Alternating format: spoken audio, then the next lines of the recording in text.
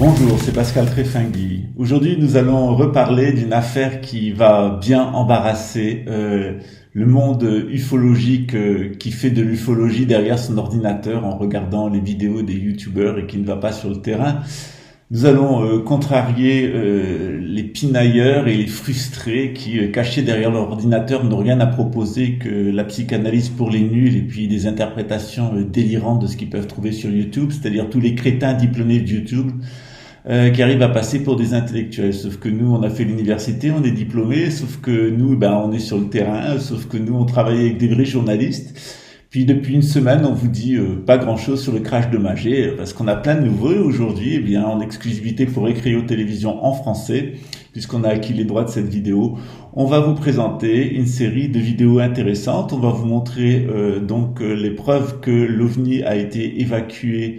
Une partie de l'OVNI, puisqu'il s'est cassé en 3 morceaux, était dans la rivière à côté de l'usine de Imbel à Magé, qu'il a été évacué par un petit chemin qui est parfaitement visible pour être chargé sur un camion, d'abord dans un des tunnels de Imbel et ensuite être chargé sur un camion et être évacué, et que en fait il y a eu plusieurs extraterrestres qui sont morts, dont un qui a été tué dans une interaction avec un humain dans l'usine d'Imbel.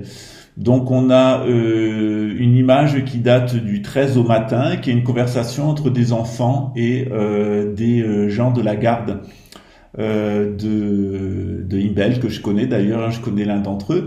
Et puis notamment on a pu interviewer un certain nombre de personnes, dont Lancelot, qui est une des personnes qui était témoin au moment du crash et qui a vu un des extraterrestres, celui qui a été en interaction avec les humains et qui a été abattu par le personnel de garde d'Imbel. Voilà. Donc on va vous mettre une partie de cette vidéo, elle sera publiée en entier sur Récréo Télévision. Je vais vous en donner une partie aujourd'hui. On a évidemment d'autres documents puisqu'il a continué à avoir des apparitions OVNI ces derniers temps autour de Rio de Janeiro. Je remercie toutes les personnes qui se sont manifestées. Donc il y a beaucoup de commentateurs d'ufologie qui se sont manifestés pour me soutenir ces derniers temps. Et puis il y a plus d'une centaine de voyants dans le monde entier qui ont été interrogés en français, en italien, en anglais, etc., en portugais sur ma fiabilité. Et tous ont dit que j'étais une bonne personne et que les informations que j'avais données étaient exactes. Alors bien entendu, un voyant c'est pas très fiable, mais quand c'est plus d'une centaine de voyants dans le monde entier, quand c'est partout, et comme par hasard cette affaire elle démasque exactement l'imposture du moufon, qui est plutôt le bouffon en ce qui concerne la France. D'ailleurs le moufon Canada a pris ses distances par rapport au moufon France, et encore pire le moufon États-Unis, qui les considère comme de véritables petits bouffons. Voilà. Donc comme entendu, comme toujours d'ailleurs, les Français sont toujours à l'arrière-garde de tout, parce que la France c'est non seulement un pays en voie de sous-développement, mais c'est un pays en voie d'extermination qui est la risée mondiale. Elle est la risée mondiale parce que tant qu'il y aura 17 000 crétins pour aller s'inscrire comme une chaîne sur les chaînes de David Maison du Pain, c'est que vraiment le niveau sera vraiment tombé bas. Alors vous voyez une vie intellectuelle, il y en a dans d'autres pays, mais en tout cas la vie intellectuelle, elle est plus en France. Quand il y a 600 000 personnes qui déchargent l'application Covid-19 et qui s'autodénoncent eux et leurs familles, quand il y a 40% des Français qui annoncent qu'ils iront se faire vacciner volontairement sans être obligés, vous n'avez même pas le niveau intellectuel de personnes de la favela, parce que au moins eux ils ont l'instinct de survie, et vous ça fait longtemps que vous l'avez perdu. En tout cas pas les gens qui écoutent sa chaîne, puisque vous êtes ici. C'est un message qui est adressé aux trolls et aux petits frustrés minables qui essayent de faire un peu de buzz sur leur minable petite chaîne en faisant des petites caricatures minables et des petits commentaires minables, rien qu'en mettant le mot Tréfingui, et maintenant d'ailleurs d'autres, puisqu'il semble qu'on est dans le collimateur de la raclure de chiottes de la France. Si vous voulez avoir des chaînes de raclure de chiottes, tapez Tréfingui, vous aurez les bonnes chaînes, et puis quand ça sera pas mes chaînes à moi, c'est des chaînes de raclure de chiottes, et vous allez à peu près voir le niveau qui justifie d'ailleurs que les Illuminati aient décidé de liquider 30 millions de Français d'ici peu. C'est pas moi qui le dis, c'est écrit dans leur texte à eux. Ils en ont marre de vous, ils vous prennent pour des dégénérés et des zombies. Et force est de constater que, tant qu'il y aura des maisons du pain sur YouTube, je pense que ça prouvera une chose, c'est que la France, elle est tombée bien bas. Voilà, c'est pas une affaire personnelle, on s'amuse toujours avec notre clone opposé du côté satanique. Alors, continuez à quelqu'un qui va vous dire que les deux cornes de Baphomet, ça a un rapport avec Dul-Carney, et que ce qu'il y a au milieu, c'est l'époque actuelle entre les deux ères, etc. Bienvenue chez les débiles mentaux. Hein. Continuez à avoir de l'ésotérisme de pacotille version populaire. Alors vous avez de la merde universitaire qui s'appelle Jung, et il y a de la sous-merde qui est Jung sur YouTube, et on vous en a présenté quelques modèles, mais il y en a d'autres, on est en train de les chercher pour vous les présenter.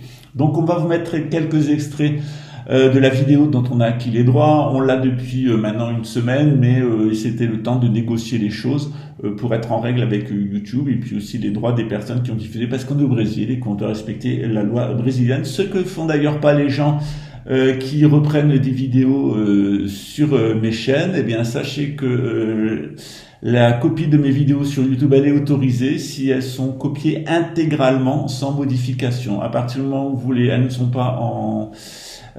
donc elles sont partagées qu'à ce titre-là. Donc je répète aux personnes qui reprennent des extraits de mes chaînes que c'est interdit par la loi et que je les poursuivrai. Voilà.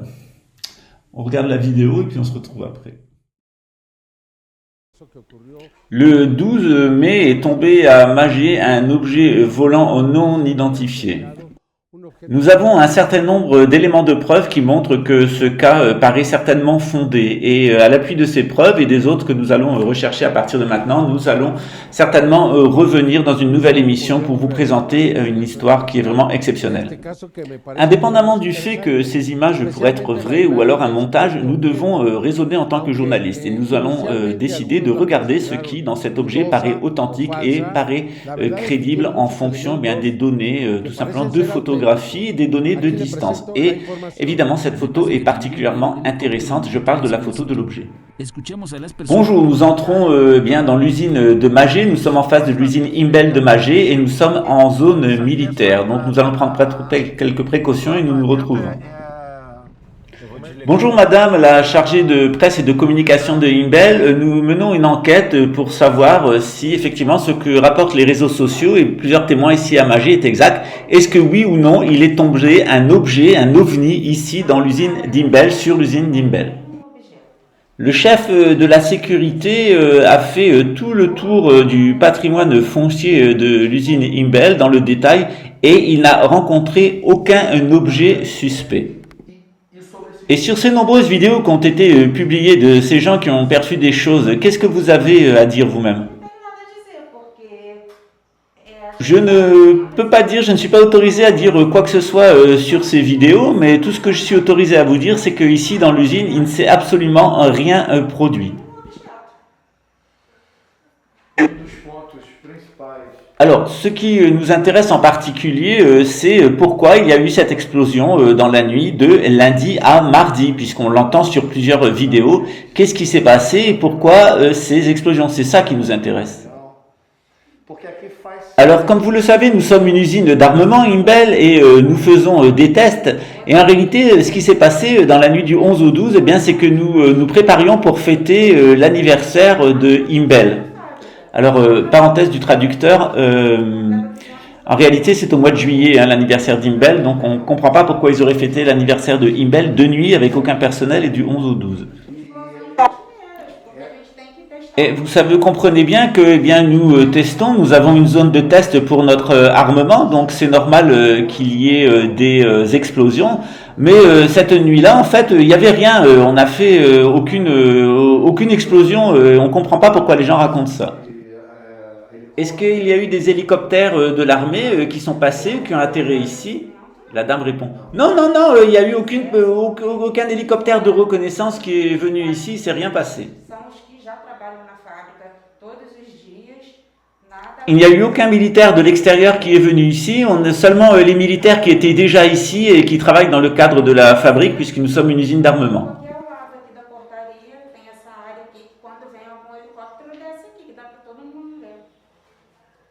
Il est connu ici dans la région que Magé est très souvent depuis les années 70 survolé par des objets ovnis parce qu'on est dans le couloir de l'aéroport. Et il y a d'ailleurs plusieurs personnes qui nous ont montré des vidéos, qui ont témoigné. Est-ce que vous-même vous avez été témoin de ce genre de cas? Je n'ai aucun type de connaissance, dit la dame, concernant ce genre de sujet.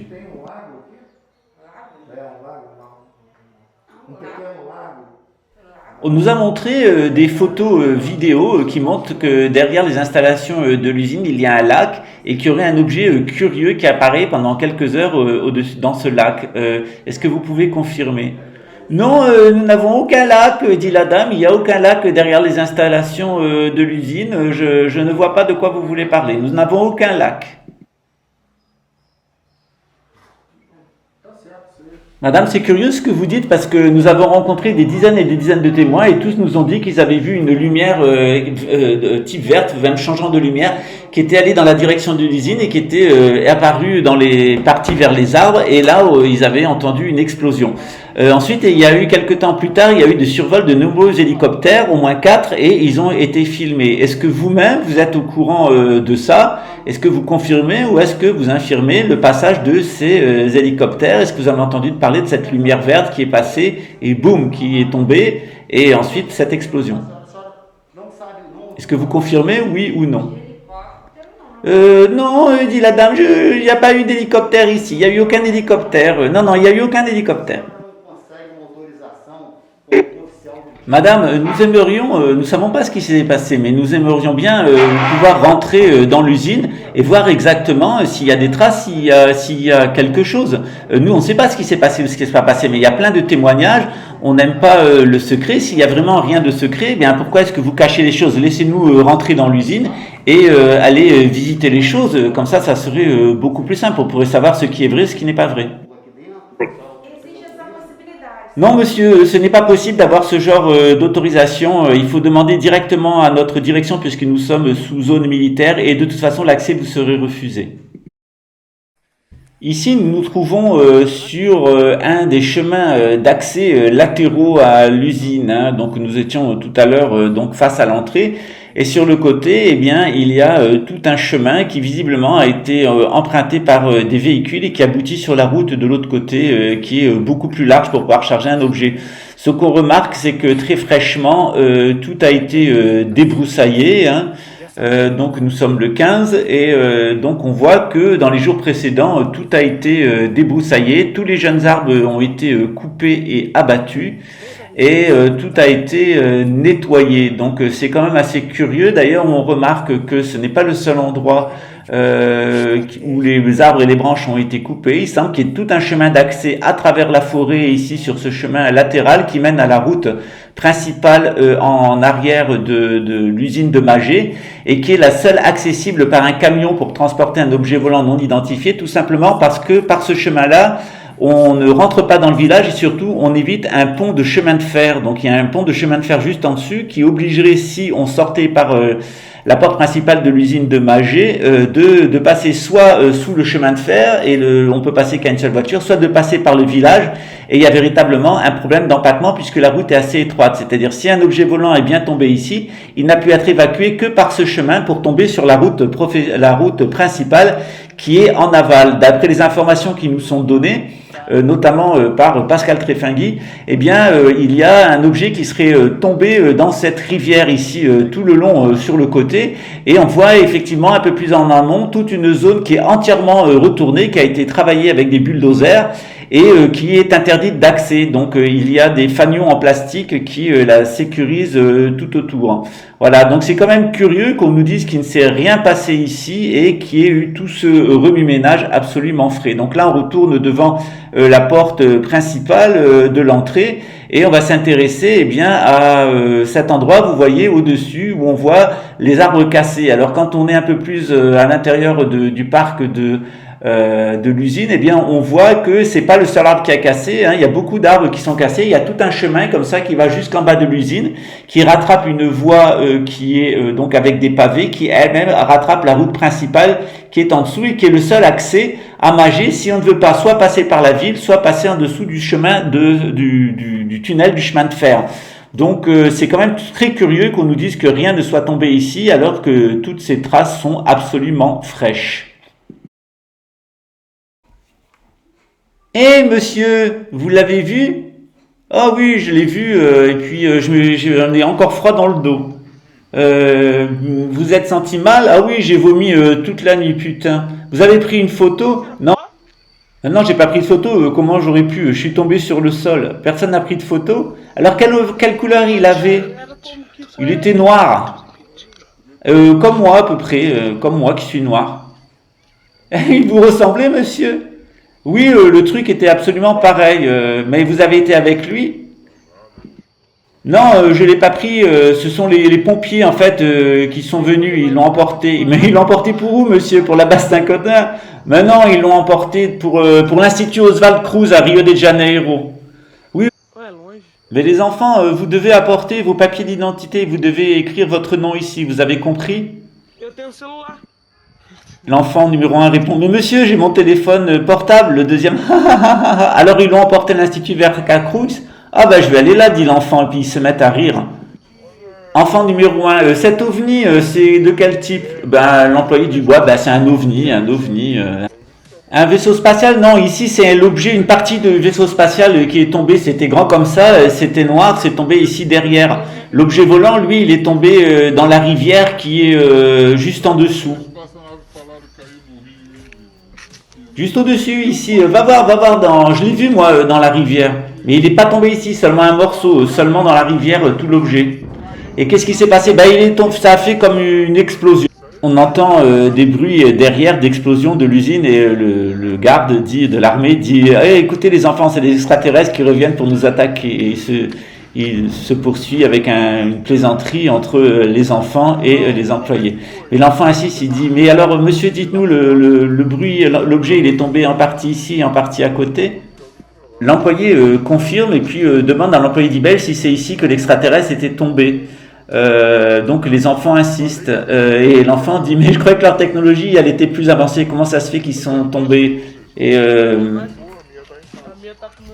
puis le garde demande aux enfants pourquoi ils ne portent pas de masque. L'enfant dit qu'il est venu en Uber avec quelqu'un de sa famille et puis il leur demande c'est un jeu enfin où il parle d'abduction entre les deux. Où il y a en fait une blague qui prend place entre les employés d'Imbel et puis l'objet. Et arrive un employé d'Imbel et le petit garçon demande mais monsieur, vous y avez vu là? Alors il lui demande de partir. Et puis l'employé lui dit quand même qu'il l'a emporté à l'Institut Oswald Cruz et que c'était un extraterrestre qui avait la couleur de sa peau, évidemment comme à Virginia, qu'il était très moche. Mais qu'il est différent des êtres humains. Et l'enfant demande si la technologie d'eux n'est pas si avancée puisqu'ils sont tombés. Et s'ensuit aussi ensuite un certain nombre de blagues. Puis il y a un autre employé de Imbel qui arrive, de 604. Et puis il leur dit mais va discuter avec Lancelot. Lui il a vu tout ça. Il était là. Discute avec lui. Tu vas voir toute cette merde. Elle est tombée au-dessus et puis elle est tombée dans la rivière. L'employé dit que les gens sont très très agités aujourd'hui avec cette histoire d'objet et que du coup l'usine est arrêtée. L'autre militaire du site de Imbel dit que l'extraterrestre était là et qu'il était transi de peur. Il était complètement paralysé. Au début, on a cru que c'était un chien, mais c'était pas un chien, hein, c'était vraiment un extraterrestre, un être vivant tout noir. Alors on nous a demandé de mentir, de dire que c'était un satellite qui était tombé. Et puis suit une discussion assez inaudible entre les enfants et les militaires de garde à l'usine d'Imbel. Voilà, j'espère que ça vous aura éclairé. Alors évidemment, les informations qu'on vous avait données sont confirmées. Donc l'objet s'est séparé en trois. Une partie est tombée dans la rivière à côté. On est allé, d'ailleurs, d'où les petits problèmes que j'ai eus, puisque le dermatologue m'a demandé si j'avais fait une radiothérapie. Hein. Donc il m'a dit c'est pas des insectes, c'est pas alimentaire. Monsieur, vous avez été irradié avec quelque chose. Qu'est-ce que vous avez fait? Est-ce que vous avez manipulé du matériel? Donc je lui ai dit bien sûr que non. Voilà.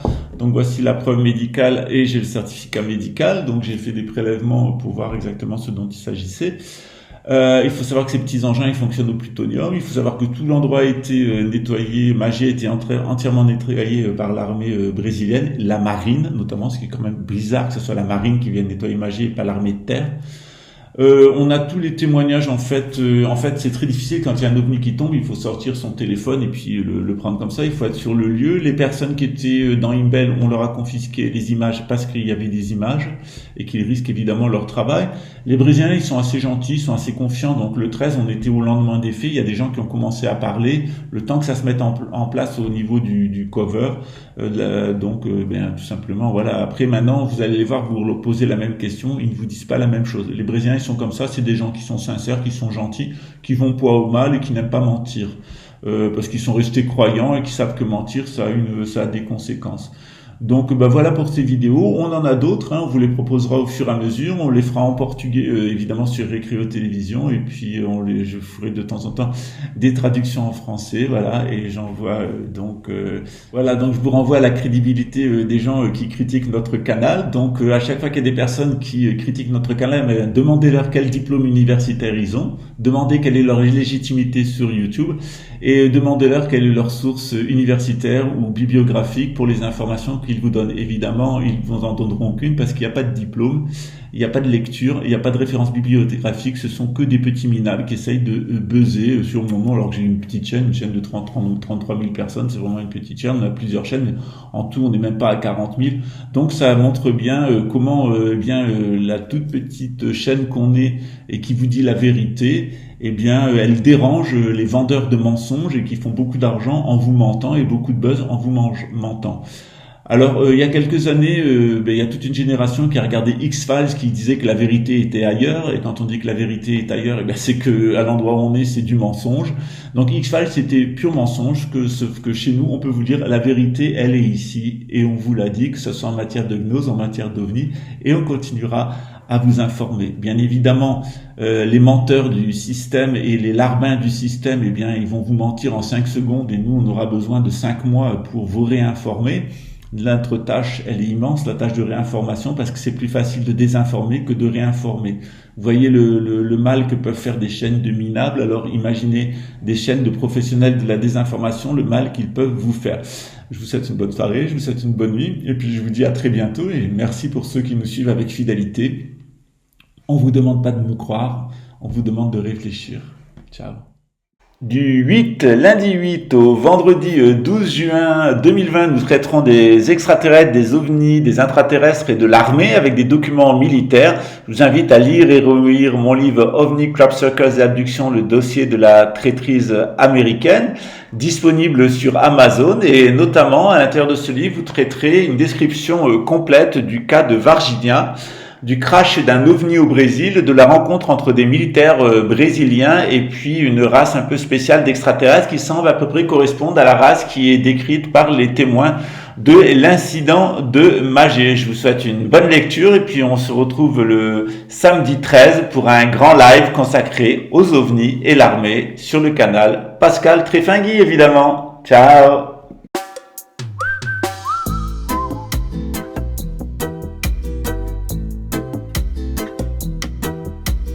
Pose ton cul.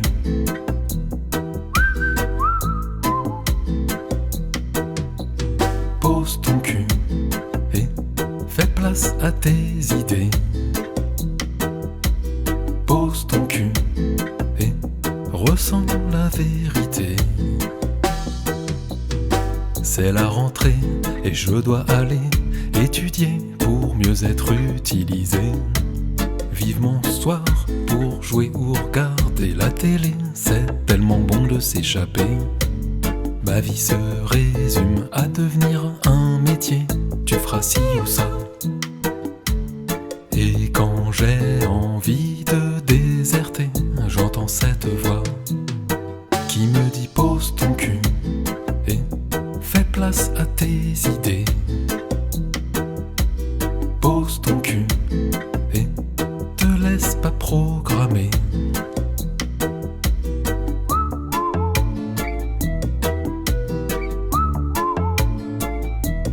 Il faut que tu poses ton cul et efface tout le passé. Pose ton cul et ressens la vérité. C'est lundi et je dois aller écouter mon patron ou mon banquier. vivement ce soir pour fumer, boire ou me goinfrer. C'est tellement bon d'oublier. Ma vie se résume à être obligé. Je dois, j'ai pas le choix. Et quand c'est le bordel dans mes pensées, j'entends cette voix qui me dit pose ton cul et fais place à tes idées. Pose ton cul, ouais, t'es plus qu'un salarié.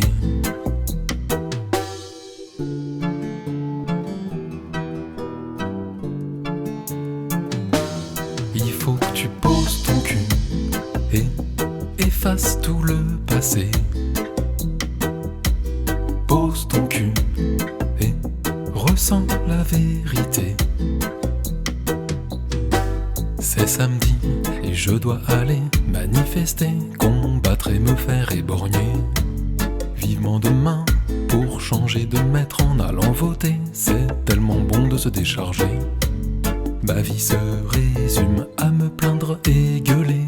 La victime c'est moi.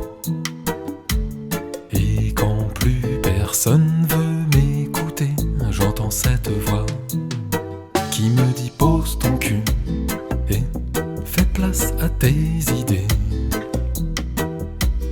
Pose ton cul et arrête de crier.